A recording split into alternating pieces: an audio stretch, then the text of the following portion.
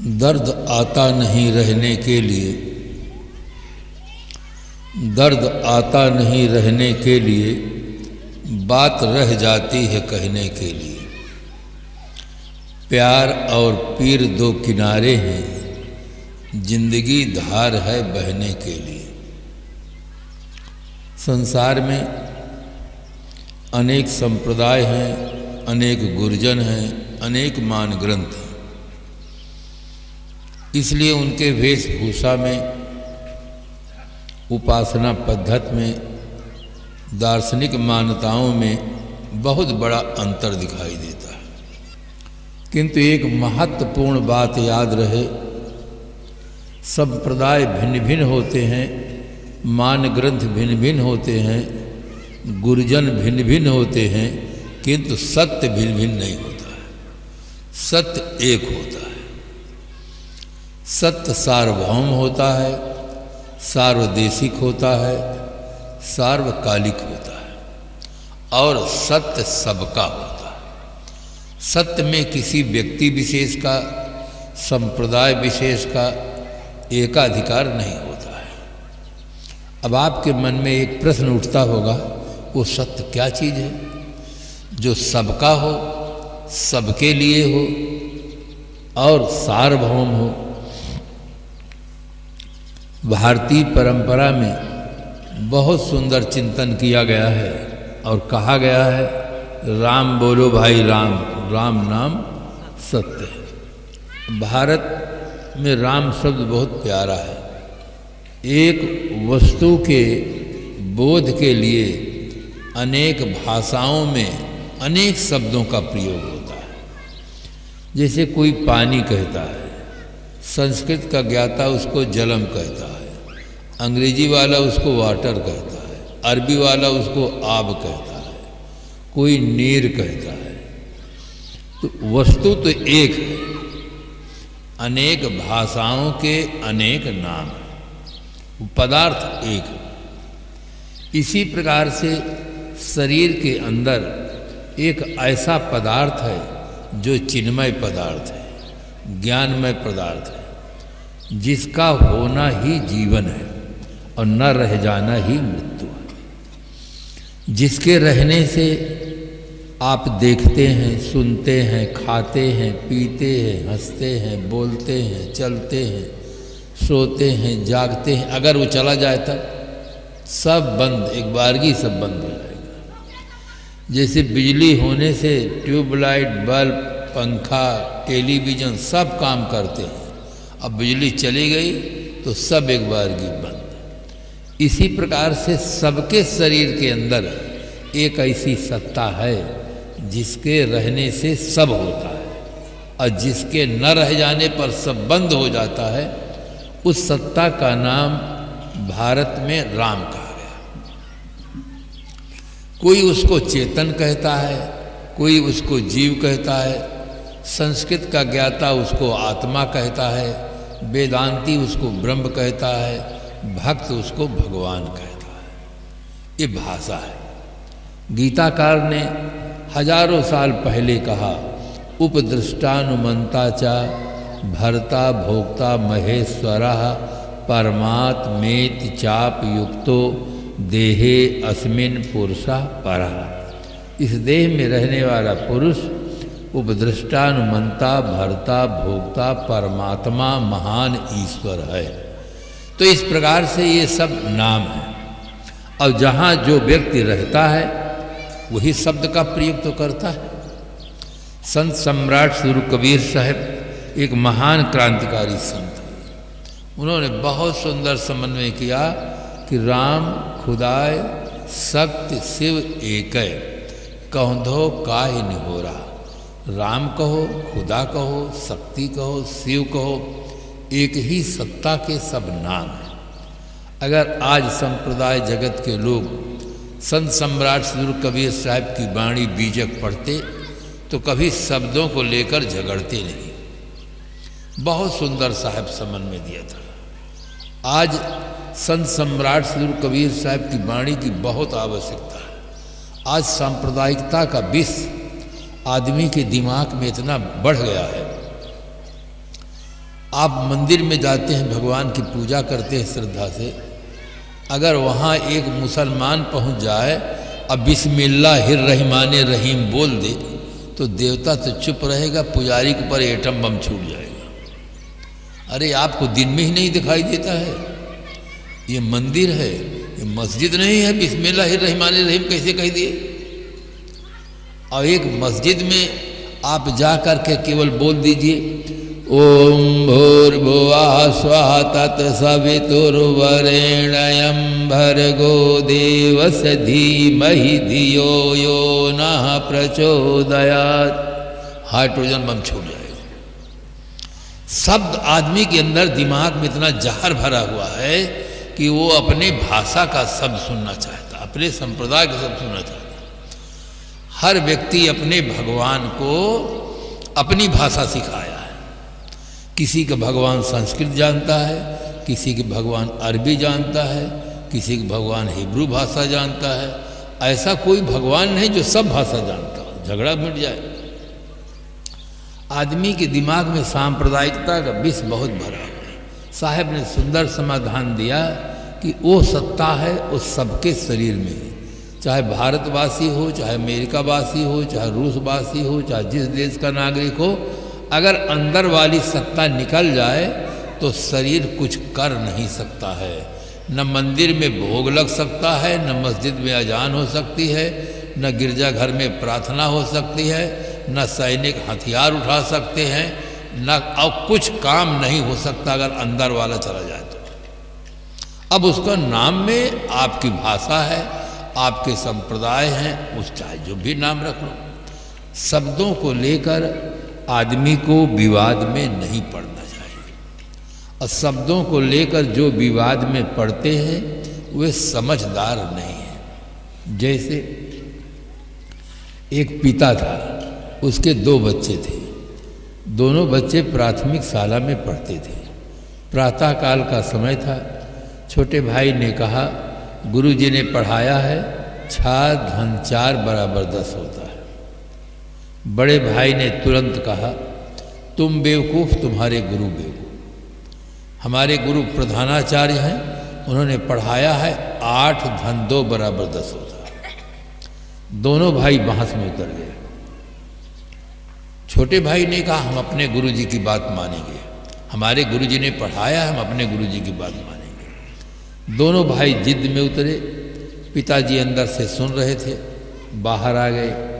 बाहर आकर उन्होंने कहा बेटा क्यों बहस करते हो, अपना अपना काम करो। छोटे भाई के स्वाभिमान को धक्का लग गया था, दुखी था। उसने कहा पिताश्री, भाई साहब का दुस्साहस तो देखिए, हमें और हमारे गुरुजी को बेवकूफ़ बताते हैं। जब हमारे गुरुजी ने पढ़ाया है 6 धन 4 बराबर 10 होता है तो हम अपने गुरु की बात माने कि इनके गुरु की बात माने। बड़े भाई ने तुरंत कहा पिताश्री, इसके पास इतनी भी अकल नहीं है कि सहायक अध्यापक बड़ा होता है कि प्रधानाचार्य बड़ा होता है। अरे हमारे गुरु तो प्रधानाचार्य हैं, उन्होंने पढ़ाया है 8 धन 2 बराबर 10 होता है। ये अपने गुरुजी की रट लगाए हैं, हमारे गुरुजी में इनकी कोई श्रद्धा ही नहीं है, जबकि हमारे गुरुजी प्रधानाचार्य हैं। दोनों की बातों को सुन करके पिताजी ने मुस्कुराते हुए कहा बेटा, न तुम बेवकूफ़ न तुम्हारे गुरु बेवकूफ़। बेवकूफ़ तो मैं हूँ जो 2 बेवकूफ़ों को पैदा किया। अगर मैं बेवकूफ़ नहीं होता तो तुम 2 बेवकूफ़ों का जन्म ही नहीं होता। तो 6 धन 4 बराबर 10, फिर झगड़ा किसका? 8 धन 2 बराबर 10 तो हो जाता है। शरीर के अंदर एक ऐसी सत्ता है जो अभौतिक सत्ता है, चैतन्य सत्ता है, जिसके होने से ही सब कुछ होता है। पूजा पाठ, हवन, खेती, व्यापार, सर्विस, भजन, ध्यान सब होता है। अगर वो हट जाए तो सब बंद हो जाता है। अब वो अपनी अपनी भाषाओं के शब्द हैं, शब्दों को लेकर विवाद में न पड़े। सत्य सार्वभौम है। विश्व में अरबों नर नारी हैं, सबके पास देखने का एक साधन है, वो है नेत्र। नेत्र के अलावा किसी देशवासी के लिए कोई स्पेशल व्यवस्था नहीं हो, चाहे वो मिनिस्टर हो, चाहे सांसद हो, विधायक हो, बहुत बड़ा महात्मा हो, सामान्य नागरिक हो, जो है वो सबके लिए एक है। इसलिए सत्य सबके लिए सत्य होता है। जैसे आग है, आग सबके लिए आग है। ऐसा नहीं कि हिंदू के लिए आग हो, मुसलमान के लिए पानी हो, ईसाई के लिए हवा हो, ऐसा नहीं।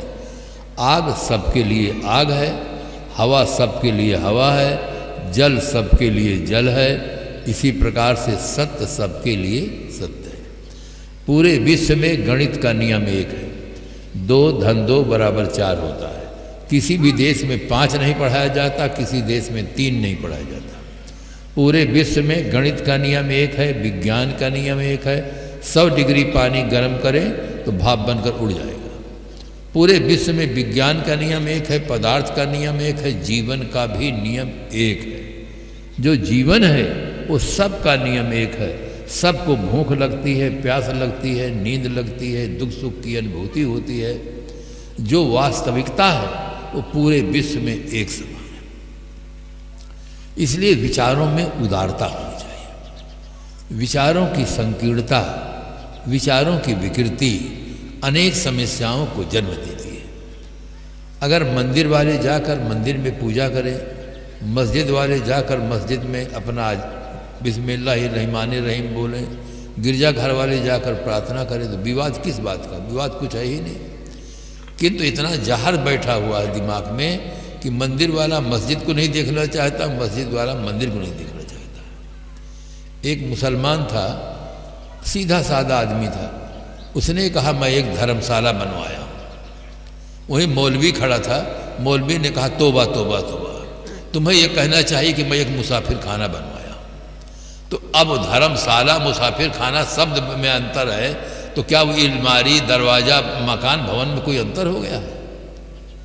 शब्द नहीं सुनना चाहते हैं कि धर्मशाला वो हिंदुओं का शब्द है, मुसाफिर खाना हमारा शब्द है। इतना दिमाग के अंदर जहर चढ़ा हुआ है। आज संत सम्राट श्री गुरु कबीर साहब के विचारों की बहुत बड़ी आवश्यकता है। विचारों में उदारता चाहिए। सदगुरु कबीर साहब ने कहा, संतो देखत जग बोराना, साच कहो जग मारन धावे, झूठे जग पतियाना। नेमी देखा धर्मी देखा, प्रात करे स्नाना, आत्म मार पसाड़े पूजे, उनमें किछो न ज्ञाना। संतो देखत जग बोरा। है संतो, मैं संसार को देखता हूं तो मुझे ऐसा लगता है संसार के लोग बौरा गए, पगला गए। साच कहूँ जग मारन धावे, अगर मैं सही सही कहता हूँ कि इस धरती तल पर हर आदमी का जन्म माँ और पिता से होता है। इस धरती तल में जीवित देवी माँ है, जीवित देवता पिता है। इनकी सेवा करो, आज्ञा का पालन करो। तो लोग मुझे मारने दौड़ते हैं कि माँ कहीं देवी हो सकती है, पिता कहीं देवता होता है। लोग कहते हैं देवी देवता तो मंदिर में रहते हैं, ये तो घर में रहते हैं। सांच कहाँ जग मारन धावे, मैं सही सही कहता हूँ कि ये देवी है, माँ देवी है, पिता देवता है, तो मुझे मारने दौड़ते हैं। कहते हैं कहीं घर में रहने वाले देवी देवता होते हैं, देवी देवता मंदिर में होते हैं। अब उन्हें ये पता नहीं है कि हनुमान जी राम जी मंदिर में रहते रहे, कि राजकाज संभालते रहे, सेवा करते रहे। मंदिर में कभी, मंदिर में तो केवल उनकी मूर्तियां हैं, वे नहीं है मंदिर में। मंदिर में वो है ही नहीं, मंदिर में केवल मूर्तियां हैं। अगर सचमुच आप निष्पक्ष होकर सोचें, अगर मंदिर में देवी रहे, मंदिर में देवता रहे, तो क्या मजाल है चोर चोरी कर सके? हनुमान जी के पास गदा है, राम जी के पास धनुष बाण है, और चोर आवे चोरी कर ले जाए, एक गदा मार दे वो चोरी करना बंद हो जाए। किंतु वहाँ हनुमान जी तो है नहीं है, हनुमान जी की मूर्ति है। आदमी आज बहुत भटका हुआ है। मैं गुजरात में एक डीसा शहर है, वहाँ एक सज्जन हैं, बहुत पैसे वाले हैं, बहुत श्रद्धा वाले हैं। इतना मंदिर बना दिए कि पूरा तीर्थ स्थान कायम कर दिए। तो एक कोई संत गए होंगे, कुछ खंडन कर दिए, तो बहुत विरोध में जलते रहे कबीरपंथ से। मेरा तो कोई परिचय नहीं था, मेरा मार्केट में कार्यक्रम था, लाउड स्पीकर की व्यवस्था सही थी, उनके दुकान तक आवाज़ जाती थी। सुने, समय बीता, मैंने कहा अब जिनको प्रश्न पूछना हो आश्रम में आकर पूछेंगे, समय समाप्त है। आश्रम में आए, उन्होंने प्रश्न किया साहब कबीर पंथ में मूर्ति पूजा मान्य है या नहीं? मैंने कहा कबीर पंथ बहुत विशाल है। कबीर पंथ में ऐसे भी मठ हैं, ऐसे भी संत हैं जहाँ कबीर साहब की मूर्ति बना करके श्रद्धा सुमन समर्पित करते हैं। और इतना ही नहीं, कबीर साहब के मंदिर में हनुमान जी के भी मंदिर हैं और उसकी भी पूजा होती है। राम जी भी बैठे हुए हैं और भी देवी देवता बैठे हुए हैं। तो आधा दुख तो उनका वैसे समाप्त हो गया कि यहाँ भी मूर्ति पूजा होती है।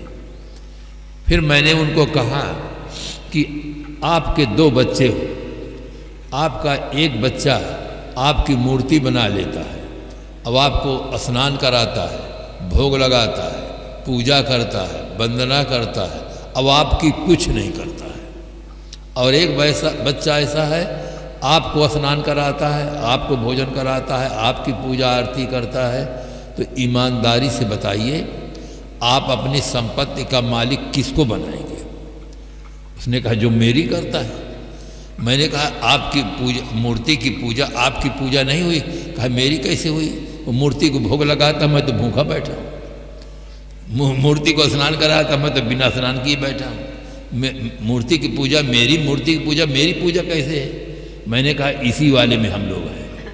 इतना प्रभावित हुआ उस दिन, उसको बोध हुआ, कहा साहब कल हमारा भंडारा होना चाहिए। यानी जीवित मूर्ति की पूजा होनी चाहिए। निर्जीव मूर्ति केवल स्मृति के लिए होती, पूजा के लिए नहीं होती।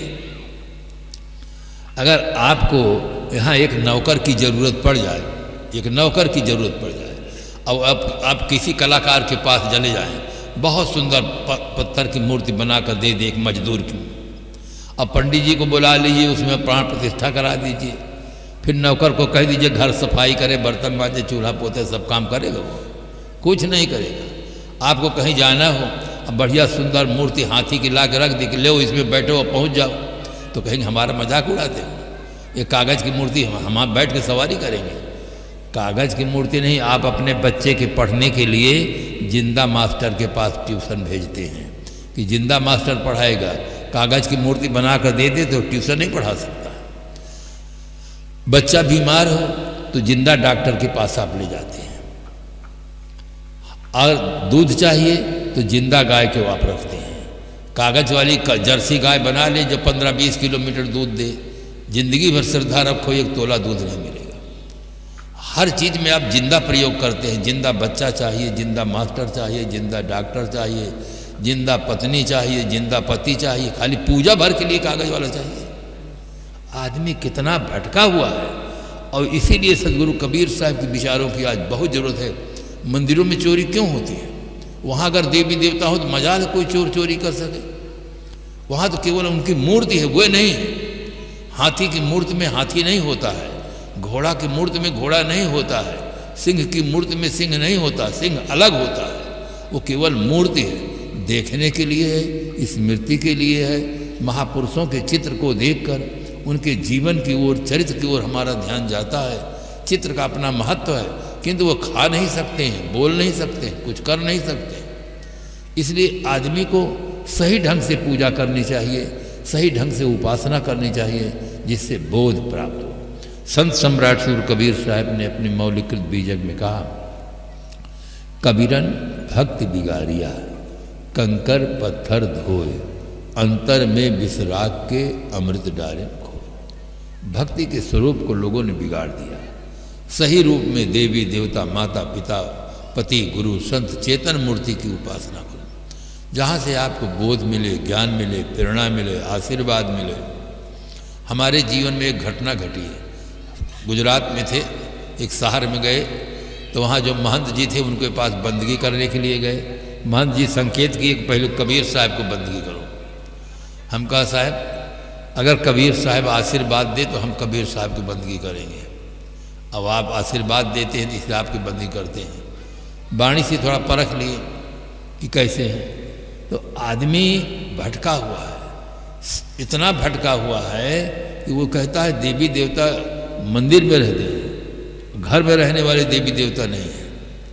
और वास्तव में महारानी सीता जी हों या अम्बे माँ हों, पार्वती जी हों, ये घर में रहते रहे कि मंदिर में रहते रहे, कुछ आदमी सोच नहीं पा रहा है। इसलिए आज साहब की बाणी की बहुत आवश्यकता है। सजीव मूर्तियाँ ये नारी वास्तव में देवी हैं, पुरुष देवता। दिव्यम गुण ददात सा देवा, दिव्य गुणों से संपन्न व्यक्ति को ही देवी और देवता कहा गया है। ये श्रद्धालु समाज है। जैसे किसी आदमी को देख करके भक्तराज कहते हैं कि बहुत अच्छे भक्त हैं, बहुत सज्जन आदमी हैं, राष्ट्र के एक अच्छे नागरिक हैं, ये उनके गुणों को देख करके उनके लिए उपाधि दी जाती है। इसी प्रकार से दैवी गुणों से विभूषित नर नारियों को देवी और देवता कहा जाता है। वो सजीव होते हैं, प्रत्यक्ष होते हैं। इसलिए भक्ति के क्षेत्र में भी क्रांति की आवश्यकता है। सत्य में हमारी आस्था हो। सदगुरु कबीर साहब ने कहा, सांच बराबर तप नहीं, झूठ बराबर पाप, जाके हृदय सांच है ताके हृदय आप। सत्य की सर्वोपर महिमा है। महाराज गोस्वामी जी ने भी मानस में लिखा, धर्म न दूसर सत्य समाना, आगम निगम पुराण बकाना। हमारी आस्था सत्य में होनी चाहिए। हमारी सरकार सिक्का में लिखाती है सत्यमेव जयते। तो इस प्रकार से हमारी आस्था सत्य में हो। लोक मान्यता ऐसी है, जो दिखे सो सच और ना दिखे सो झूठ। किंतु वास्तविकता यह है, जो दिखे सो झूठ और ना दिखे सो सच, ये वास्तविकता है। शरीर दिखता है किंतु झूठा है, इसमें रहने वाला दिखता नहीं है, किंतु वही सच है।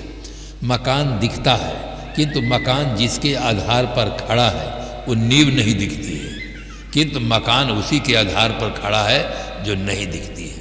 पूरा वृक्ष दिखता है, डगाली दिखती हैं, पत्ते दिखते हैं, फूल दिखते हैं, फल दिखते हैं, किंतु वृक्ष जिसके आधार पर खड़ा है वो नहीं दिखते, वो है जड़।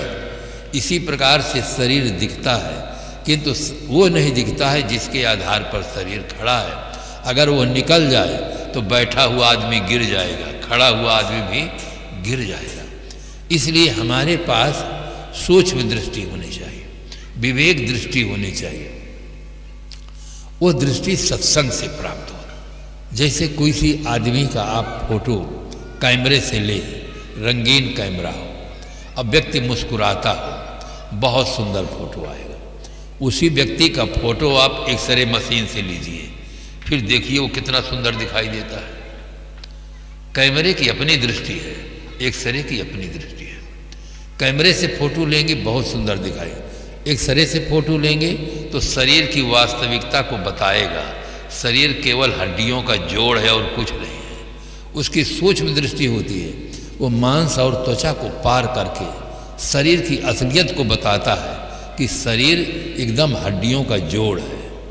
इस प्रकार से जो सत्संग में लोग आते हैं उनको एक्सरे की दृष्टि प्राप्त हो जाती है, और जो सत्संग में नहीं आते हैं उन्हें कैमरे की दृष्टि रहती है, स्थूल दृष्टि रहती है। फिर उनको उनके जीवन में नाना दोष आते हैं, नाना दुर्गुण आते हैं। और सत्संग में जो व्यक्ति आता है, श्रद्धा से सुनता है, समझता है, जीवन में प्रयोग करता है, तो उन दोनों के जीवन में जमीन आसमान जैसा अंतर दिखाई देता है। आप कहेंगे कैसा अंतर दिखाई देता है? एक आदमी वो है जो सत्संग में नहीं आता है, कर्मठ है, काम करता है, कहता मेरे पास कोई टाइम नहीं है, मैं बहुत बिजी हूँ, बहुत व्यस्त हूँ। दिन भर जो कमाता है, सायंकाल बोतल की दुकान में जाता है, पैसा दे देता है, पीता है। पत्नी परेशान, बच्चे परेशान, मोहल्ले के लोग परेशान, हर आदमी की दृष्टि में वो गिरा हुआ आदमी है। और एक आदमी सत्संगी है, भक्त है, उसको एक्सरे की दृष्टि प्राप्त है, मानसिक स्थिति निर्मल है, उसे फ्री में दे तो छूता ही नहीं है। उसको कुछ पैसा भी दो, 100-200 रुपया ले लो, पी लो एक बोतल, छुएगा ही नहीं। अब दोनों आदमी में कितना बड़ा अंतर है। एक आदमी जिस चीज को पाने के लिए दिन भर का श्रम की पूंजी देकर पीता है, एक आदमी को फ्री में देने पर छूता ही नहीं है। इसका अंतर कहाँ है? अंतर है भीतर। भीतर एक के पास अच्छी समझ है, एक के पास अच्छी समझ नहीं है। अच्छी समझ न होने से दिन भर के कमाई देकर पीता है, अब अच्छी समझ मिलने पर, फ्री में मिलने पर भी छूता ही नहीं। वो समझता है बेकार है, अनुपयोगी है। तो सत्संग से बहुत बड़ा लाभ मिलता है। हमारी समझ ठीक हो जाती है। वो आर्थिक विकास तो लोग करते हैं, सत्संग में नहीं आएंगे, रात दिन श्रम करेंगे, आर्थिक विकास होगा, किंतु मस्तिष्क का विकास नहीं होगा ठीक से, उसके पास समझ सही नहीं होगी। किसी ने एक शायर से पूछा कि आज आदमी बहुत संपन्न है, फिर भी वो भीतर से दुखी क्यों है? उसकी आर्थिक स्थिति बहुत अच्छी है, फिर भी दुखी है, तो इसका कारण क्या है? बहुत सुंदर शब्दों में कहा, 2 लाइन में बताया है कि आज आदमी के पास टीवी सेट है, सोफा सेट है, डिनर सेट है, गोल्डन सेट है, डायमंड सेट है, सब सेट है, केवल माइंड अपसेट है। उसके पास सब सेट है, केवल माइंड अपसेट है। अब माइंड सेट जब तक नहीं होगा, दुनिया का सारा सेट इकट्ठा कर ले तो आदमी सुखी नहीं हो सकता।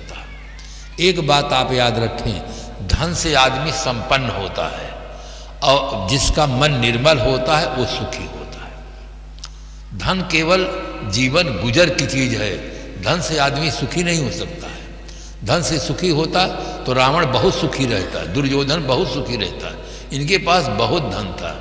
अमेरिका का एक व्यक्ति था एंड्रो कार्नेगी, जिसके पास 10 अरब डॉलर नगद रुपया था, बहुत सुखी होता, किंतु बहुत दुखी आदमी था। दुखी आदमी ही गलत काम करता है, दुखी आदमी ही दूसरे को दुख देता है और सुखी आदमी दूसरे को सुख देता है, क्योंकि जिसके पास जो होता है वही देता है। रावण सुखी होता तो महारानी सीता का अपहरण नहीं करता, व्याकुल था, दुखी था, परेशान था, तब महारानी सीता का अपहरण किया है। इसलिए हर आदमी दोनों दिशा में उसको पुरुषार्थ करना चाहिए। हम बाहर से भी संपन्न हो, साथ साथ भीतर से भी संपन्न हो। बाहर धन धान से संपन्न हो, भीतर विचारों से संपन्न हो, सद्गुणों से संपन्न हो, तो जीवन का सर्वांगीण विकास होता है। कोई भी पक्षी एक पंख से नहीं उड़ सकता है, उड़ने वाले पक्षी के पास 2 पंख का होना आवश्यक है। इसी प्रकार से कोई भी राष्ट्र एक वर्ग के द्वारा समुचित विकास नहीं कर सकता। राष्ट्र के सर्वांगीण विकास के लिए नर और नारी दोनों का विकास अत्यंत आवश्यक है। इसलिए सत्संग से भौतिक विकास और नैतिक विकास दोनों विकास की सुंदर प्रेरणा मिलती है। आज बहुत आवश्यक है कि हम भौतिकता से भी संपन्न रहें और साथ साथ सद्गुणों से भी संपन्न रहें, जिससे हमारे घर में सुख शांति और भी समाज को एक सुंदर प्रेरणा मिले। तो इस प्रकार से हम कह रहे थे कि सत्य सत्ता सार्वभौम सत्ता है, किसी का एकाधिकार नहीं है। हर आदमी को इस दिशा में ध्यान देना चाहिए और अपना कल्याण करना चाहिए। बोलो श्री सद्गुरु देव।